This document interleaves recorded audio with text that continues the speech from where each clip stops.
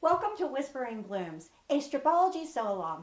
I am Allison from QuiltNCode, and this is Block B of our 2026 Spring Mini Block of the Week series.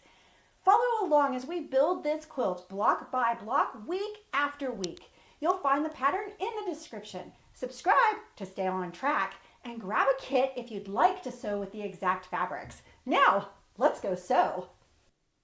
Block B consists of 4 small squares, 1 large square, and 4 flying geese.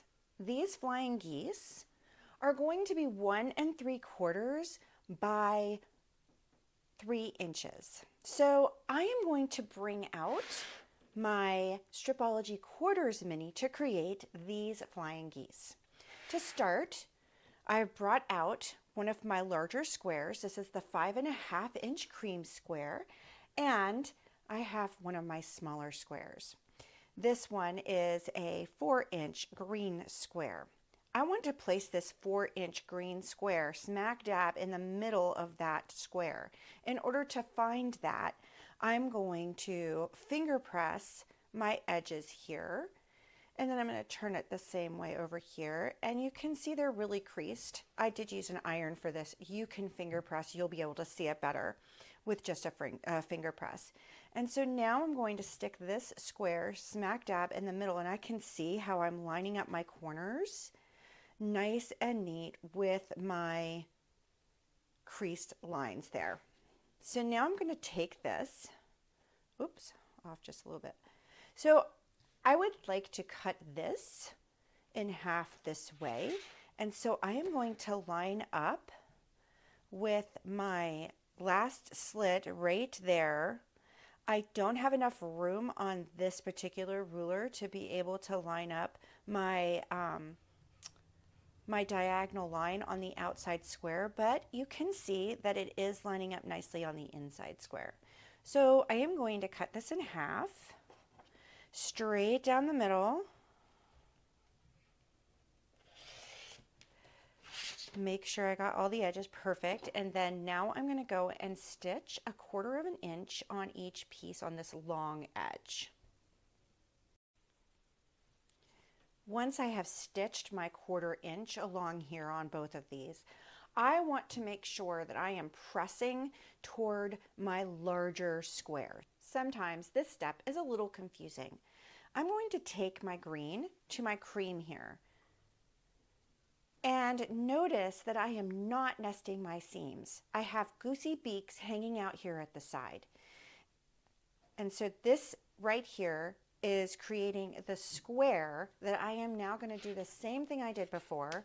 I'm going to line this up with my diagonal line. And now that I have a horizontal line I can look at, I am going to line that up as well. And then I'm going to cut down the center just like I did before.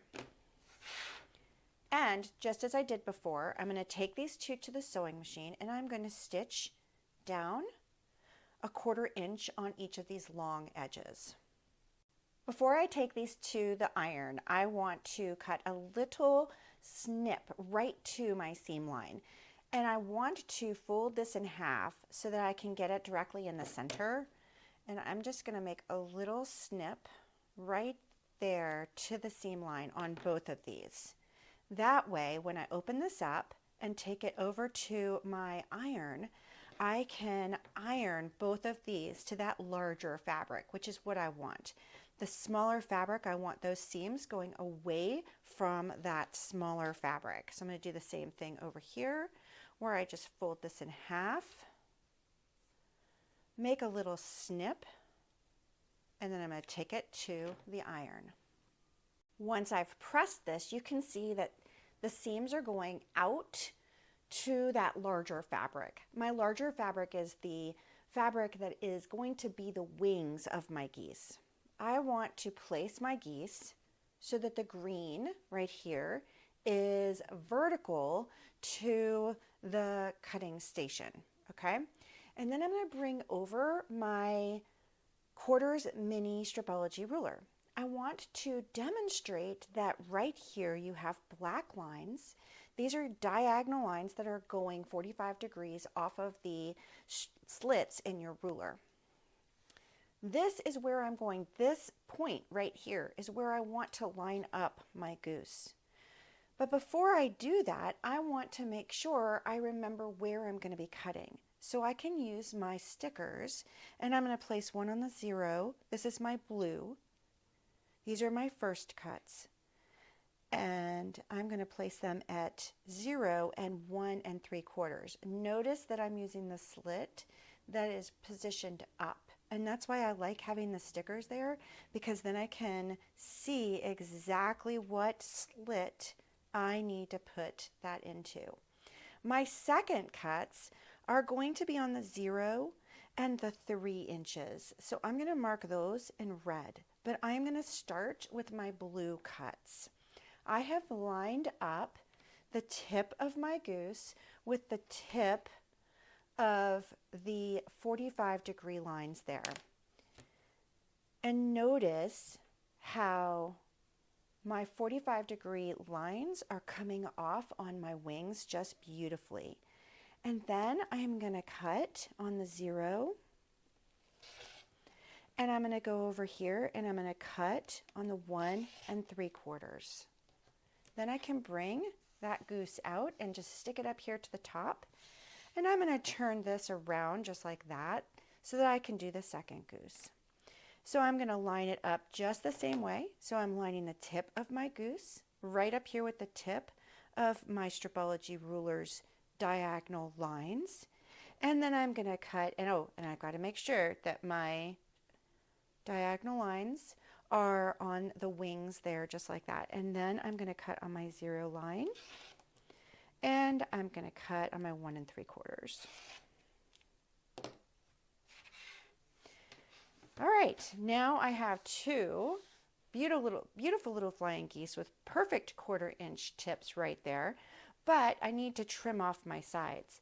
And so that's where we bring in that red line. And so I want to line up on this black 0 line right down here at the bottom. I want to line up my horizontal lines. And then I'm going to cut on the 0 and on the 3 inch.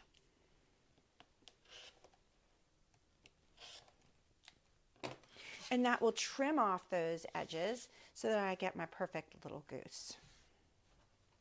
I also have a diagonal line that goes right here along the wing of my goose. And that helps me line that up perfectly so that I get it on the 0 and 3 just perfectly so that I have those nice, sweet flying geese. If that 1/4 mini scares you and you're not quite ready to trim down your flying geese with that ruler yet, or you simply don't have it, I'm going to demonstrate how you can use the squared mini to square down your flying geese. I've done the same method where now I have my geese, they're vertical here, and I'm going to start by simply taking my ruler, and I have marked my blue cut and my pink cut here. And I am only going to do a blue cut and a pink cut. I am going to start here with my first goose, and that is going to be the goose that I cut on the 3 1/2. So I'm going to start and I'm just going to simply cut my 3 1/2 right there. That is giving me my perfect 1/4 inch from the tip of this goose. Now I am going to move over to my second goose, and I am going to cut on the 3 or my pink here. That's going to give me the perfect tip for this goose. I'm also lining up my diagonal lines there.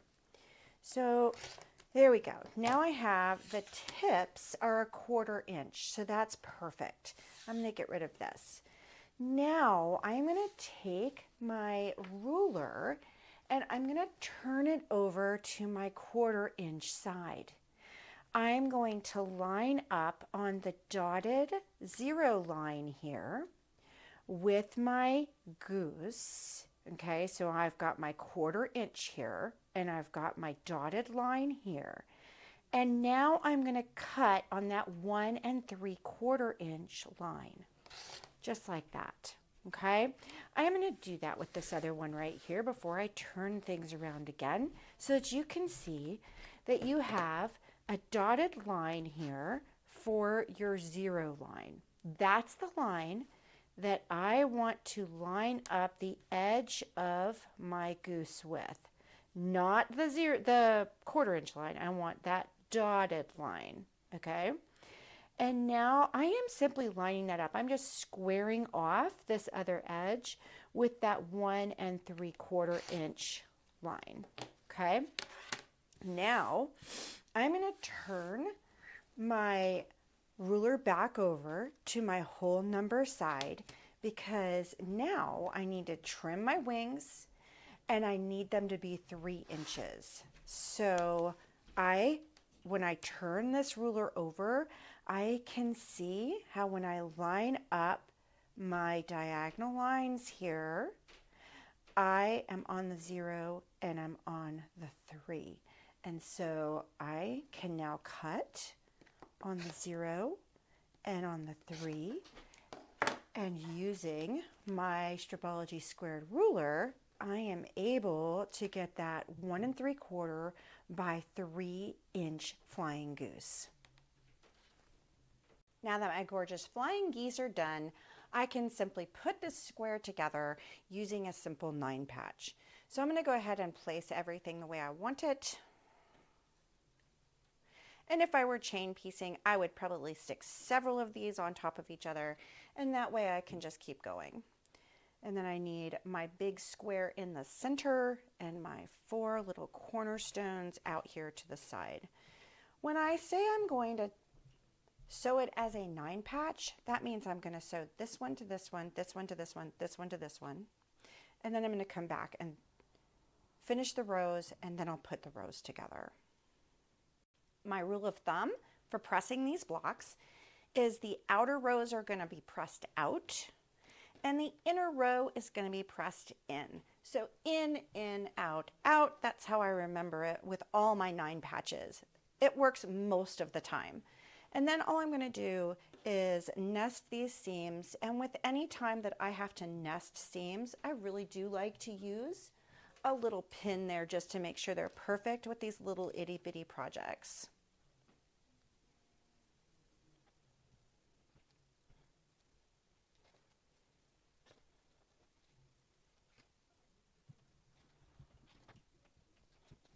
And this is my sweet little block B. I have to make 12 of these for this project, so I'm going to get busy. And that's block B for our Whispering Blooms Stripology quilt along. Don't forget to like and subscribe if you want to follow along for the full series. You'll find the pattern in the description, and you can check out our kits if you'd like to follow along with the exact fabrics. See you next time. Happy quilting!